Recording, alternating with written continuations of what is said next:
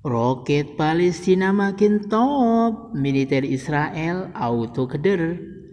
Assalamualaikum warahmatullahi wabarakatuh. Selamat pagi sahabat Intesa. Bagaimana kabar sahabat hari ini? Semoga selalu diberi kesehatan, waktu yang barokah, serta hidup yang tentram serta tenang. Mengapa? Tak semua orang saat ini bisa merasakan kedamaian serta ketentraman hidup. Lihat saja, negeri yang sedang berkonflik hari ini, Israel versus Palestina. Jika membahas ini, seakan hidup Israel tak nyaman jika mereka tidak melakukan kebrutalan terhadap saudaranya sendiri, Palestina. Namun siapa sangka jika kemarin seakan-akan Palestina hidup dengan penuh kepasaran ketika tanahnya direbut tentara Israel. Namun kini cukup berimbang jika melihat kemajuan teknologi roket Palestina. Apa saja kehebatannya? Namun sebelum lanjut, mari kita kembangkan channel ini dengan like serta subscribe. Tentunya dengan likes dan subscribe, Anda akan mendapatkan notifikasi pertama tentang kabar terbaru dari Intesa Studio. Jangan lupa, biasakan menonton video ini sampai habis, biar tidak gagal paham tentang kehebatan roket Palestina dalam melawan Israel. Apa sih hebatnya roket Palestina hari ini? Sekitar 50% roket Palestina yang ditembakkan militan di atas Israel telah mengancam wilayah berpenduduk mereka.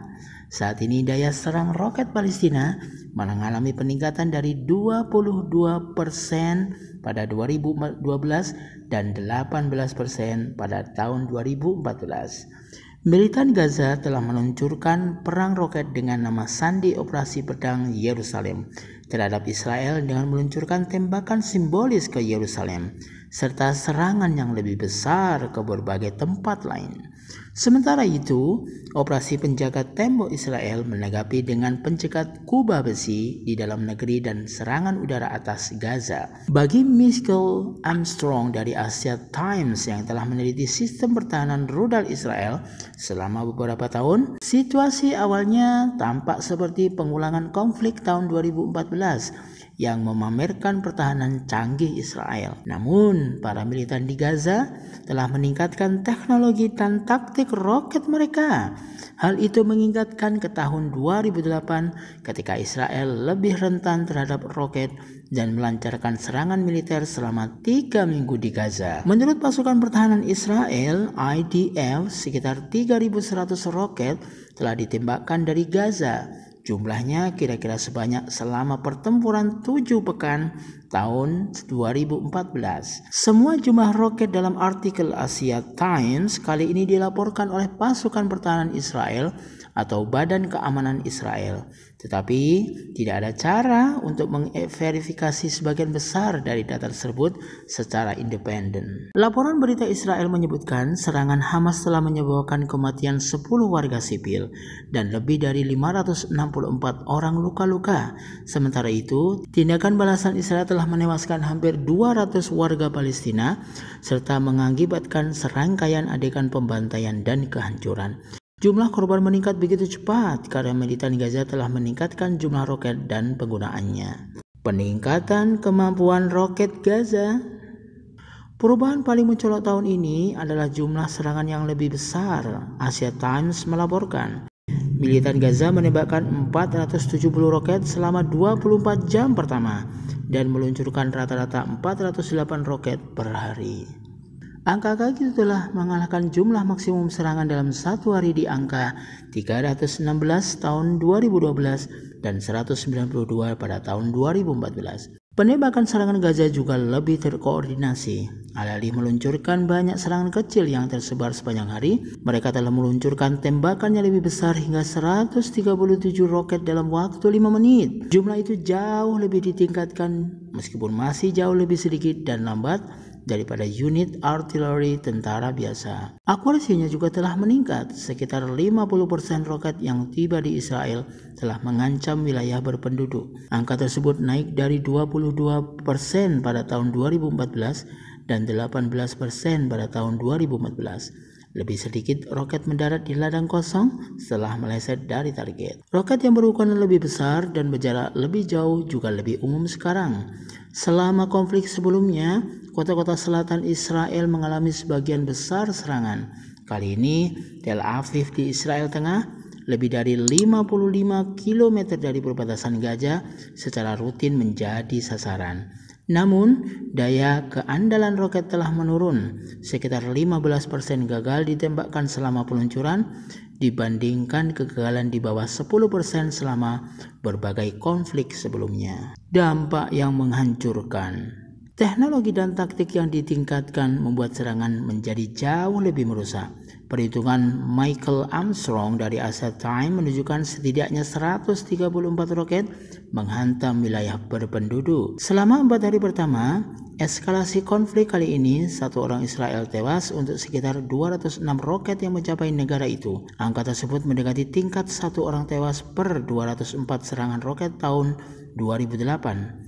Ketika pertahanan Israel jauh lebih lemah. Sebagai perbandingan, dibutuhkan 270 roket untuk membunuh seorang warga sipil tahun 2012 dan 1429 roket tahun 2014. Tingkat cedera saat ini sekitar 1 untuk setiap 3 roket yang meluncur di atas kepala, juga menyerupai tahun 2008. Sementara itu, banyak bangunan telah mengalami kerusakan. Berbagai hasil tersebut menjelaskan kehancuran yang mengejutkan adalah strategi militan Gaza di tahun 2021.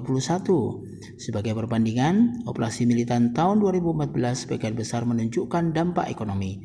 Israel mencatat korban sipil yang relatif sedikit, tetapi menderita biaya finansial yang besar akibat gangguan yang berkepanjangan. Dulu maupun sekarang, Israel sama-sama telah menanggapi dengan beberapa tindakan balasan, memblokir banyak serangan roket. Penjagat kubah besi memberikan pertahanan paling terkenal. Israel mengklaim sistem tersebut mencegat 1.210 roket pekan lalu, yakni sebagian 90% dari serangan roket yang mereka hadapi. Angka itu tidak jauh beda dari persentase yang mereka cegat di tahun 2014, meski mungkin berbeda drastis dari tahun 2012. Apakah Israel selalu berhasil mencegatnya sekarang? Dengan rentetan serangan yang lebih kerap dan akurasi yang lebih besar, lebih banyak roket datang di atas setiap target. Itu berarti ada lebih banyak risiko pencegat akan kewalahan dan membiarkan beberapa roket mencapai sasaran tanpa berhasil dicegat. Sistemnya terkadang hanya mampu memblokir 80% serangan roket, tetapi angka itu tetap saja mengesankan. Namun, itu berarti porsi serangan yang berhasil menembus kemudian berlipat ganda dari 10% menjadi 20%, menyebabkan kerusakan 2 kali lipat. Penelitian Michael Armstrong dari Asia Times 7 tahun lalu menganalisis taktik ini. Riset itu menunjukkan pencegat berkinerja tinggi dapat tampak rapuh. Begitu kapasitas mereka kewalahan dan terlampaui, kerusakan di lapangan akan segera meningkat. Penelitian itu juga mempelajari gagasan menembak langsung ke sistem pencegat untuk menonaktifkannya. Benar saja, satu serangan baru-baru ini melakukan upaya seperti itu. Serangan semacam itu sepertinya hanya membuang-buang amunisi karena roket dari Gaza belum cukup akurat untuk menembak target sekecil itu. Ironisnya, satu sistem kubah besi Israel sempat dinonaktifkan 2 hari sebelumnya karena kerusakan peralatan. Hal itu memungkinkan beberapa roket tambahan dari Gaza lolos. Israel juga memiliki sistem peringatan yang ekstensif dan tempat perlindungan bom. Semua itu berhasil mencegah korban sebanyak yang ditangkis pencegat, tetapi tidak menghentikan kerusakan properti. Serangan udara adalah tindakan balasan Israel lainnya. Pesawat Israel telah mulai mengebom tumpukan roket dan peluncur minggu lalu, diikuti oleh sejumlah lokasi produksi dan target lainnya. Meski pesawat pengebomnya dapat menghancurkan gudang roket dan pabrik, mereka tidak menimbulkan banyak efek langsung pada tingkat tembakan. Analisis Michael Armstrong di Asian Times terhadap operasi sebelumnya menemukan serangan udara tidak menurunkan tingkat serangan harian karena hanya serangan darat yang mampu mencapai target itu. Kerusakan tambahan adalah masalah lain. Serangan bom Israel telah merusak atau menghancurkan banyak bangunan, sementara hampir 200 militan dan warga sipil Palestina telah tewas sejauh ini. Bagaimana selanjutnya? Sebanyak 14.000 persenjataan roket Gaza dapat mendukung serangan jarak pendek selama berbulan-bulan. Namun Gaza kemungkinan akan kehabisan roket jarak jauh lebih cepat, sehingga potensi gencatan senjata terlihat lebih mungkin. Israel tampaknya akan segera mendukung gencatan senjata karena telah kehabisan target serangan udara yang berarti. Semoga gencatan senjata antara Israel dan Palestina segera terjadi. Alternatifnya adalah perang gesekan udara yang berkepanjangan atau pertempuran darat yang mahal di Gaza. Bagaimana menurut kalian sahabat Intesa? Tulis pendapat Anda tentang roket Palestina yang makin top ini ya.